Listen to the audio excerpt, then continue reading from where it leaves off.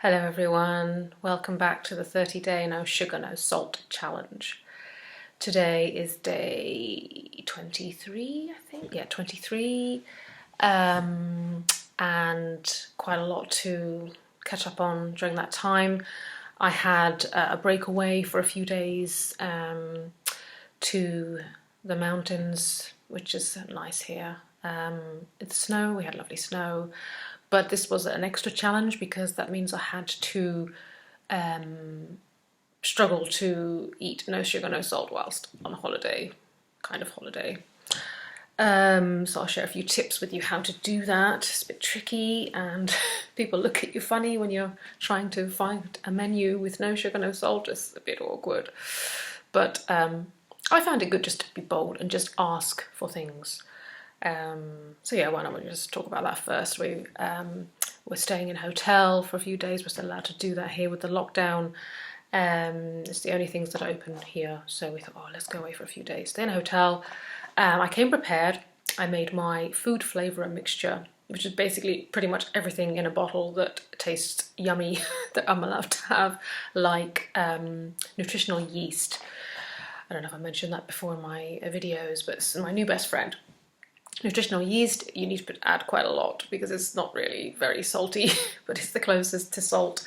Also, I love lemon juice, apple cider vinegar, English mustard. You make the powder, mix it yourself because I think the jar made up already has salt in it, I'm not sure. But if you mix it from powder, there's no salt in it. Also wasabi paste, you can get the wasabi powder in a little jar. That's really good for flavour. Olive oil, I use dates, I mash up dates, or you can mash up banana as well if you want. I haven't tried that yet, to make a lovely dressing. And I put my jerk seasoning mixture in there, which is like loads of different spices all together in a jar. I make my own mixture. And what else do I add to that? Anyway, the recipe's on my Instagram. Look at Instagram for the recipe. And so I have my jar of that. I have my dinkel cakes that I bring with me. Coconut oil, I use that as butter, but I have been having a bit of butter to be honest, because I'm not vegan just yet, although that's coming later. Yeah, and I had to have that in my bag. What else did I carry with me? My favourite sweet snack is dates with cashews. It's an amazing combination. I'm not really into figs, but pick a dried fruit that you like and have that as your sweet treat. I was having sugar-free yogurts, fruit yogurts, which taste nice and sweet as a dessert. So I was bringing them with me, and I was just basically ordering a salad. I know it's not much because I didn't have anything else really. So I'd bring my food flavourer and just ask for an undressed salad, and having that with my rice cakes and butter. But I was naughty. I did have... Once I just ordered the soup that was on the menu because it looked really healthy and it wasn't very salty, but it obviously did have salt in it. And then what else did I have? I had, I forget what else I had. But yeah, so I had a couple of things, a treat. I had a little glass of wine once. I also had a couple of whiskies one night to celebrate. But then I went straight back the next day. So I thought, well, that's how, you know, I'm not being super strict with myself. If I want to, so I'm trying to get the light back there. Why is the light not coming? Anyway, yeah, placing this video is difficult. But I'll just leave it there. It's okay, you can still see me. Yeah, so I thought, well, if I really crave something, and that's, well, an update on the cravings. The cravings have returned.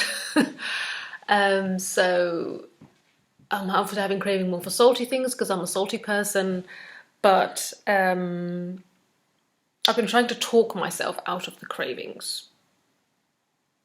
And I've been trying to say to myself, well, is this food really going to make me feel better the way I want it to? You know, when you crave something, you think, oh, I want something really yummy. Is it going to make me feel better? And so most of the time I can talk myself out of it and have one of my replacements, have my sweet treat with the dates and cashews or some dried fruit or a yummy yogurt. But I made some homemade cookies for my husband. He loves these butter raisin cookies that I make. And I made them with less than half the amount of sugar. And I didn't use normal sugar, I used coconut sugar. and then I put loads of raisins in it, and they were quite nice. He said they weren't as nice as the normal ones. I said just sprinkle a bit of icing sugar on top for him, and he liked that.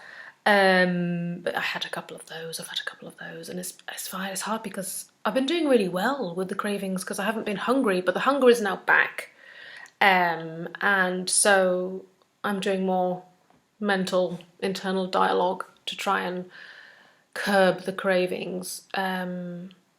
Usually in the evening when you're sitting there, you're watching a movie together or whatever, and he's eating his bag of crisps and I'm trying not to want any, but I haven't had any crisps. I've been refusing that, and apart from those alcohol treats, I haven't had any alcohol.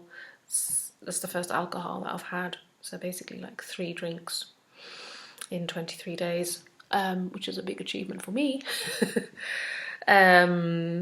Yeah, so look at the Instagram recipes for what to have, because you need to have replacements. You need to replace it with something, have some treats that we can have. I'm back into coffee, and I noticed that, oh, just going back to the cravings, I noticed that when I did have once, well, it was the day before yesterday, I haven't been eating, apart from the cookies, I've noticed that automatically I can feel it in my body. I can feel my heart rate going up a little bit, that I've had the sugar. So I really noticed the difference. So if you do have a treat, notice how you feel afterwards. Do you feel better or not? And that helps you to be able to, helps me to be able to talk myself out of it next time. Think, well, I didn't feel better for having that cookie. I didn't feel better for having that drink. I didn't feel better for going off the diet. I just feel so good on this diet. I'm sleeping better. This is a major thing for me. The last week, since we went to where the snowy mountains are, I've been sleeping so much better. Yeah, which is lovely. So I think my body's kind of found some kind of synced with the timing of the diet. After the last video I did, I wasn't sleeping. And it was soon after that I started sleeping, around day 10, I think, 10, 11, 12. I started sleeping, and I'm so happy that I can sleep again. I feel really normal now. Try and get the light back. Come on, light, come back. There you are. Why does it do that? Anyway, yeah, my weight fluctuated a bit as well because obviously the cravings came back. But I'm still on about 4 kilos now that I've lost since the start. And so now there's only about 7 days to go on the diet. But as I said before, I think I'm just going to continue eating this way because I feel so much better. The days that I had the treats, I didn't feel very good afterwards. I could really feel like I even had sugar-free jam on rice cakes or dinkel cakes. And I could feel my blood pressure just going up. Oh, other thing, blood pressure has been coming down gradually. I started off around 160 over 112. It was going higher than that, but that was like an average of how it was at the beginning. Now I'm around about averaging at 145 over 95. So both the numbers have come down. 120 over 80 is supposed to be your ideal.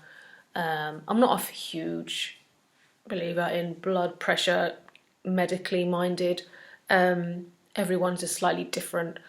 And I think it's impossible to have a norm for everybody. Some people are on the higher end of the scale, some people lower, but I know that mine is really being influenced by food and by diet. So that's one of the main reasons why I'm doing this diet, because I want to change it.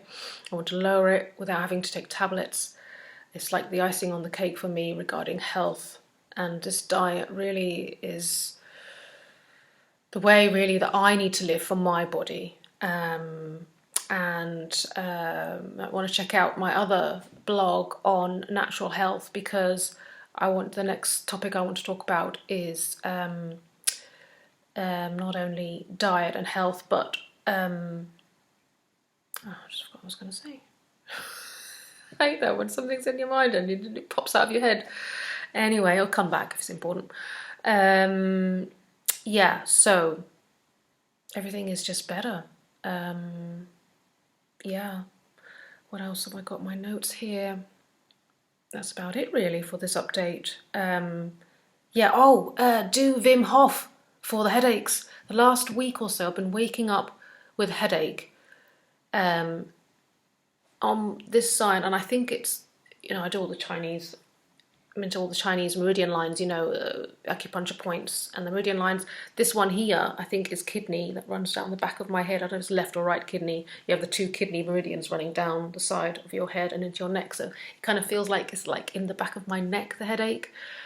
And it's like on movement, where I feel like it's like a rush headache. Come back, light. Oh dear, I've just sorted these problems out. Anyway, we have the backdrop. I fixed it. So yeah, do the Wim Hof breathing if you get a headache.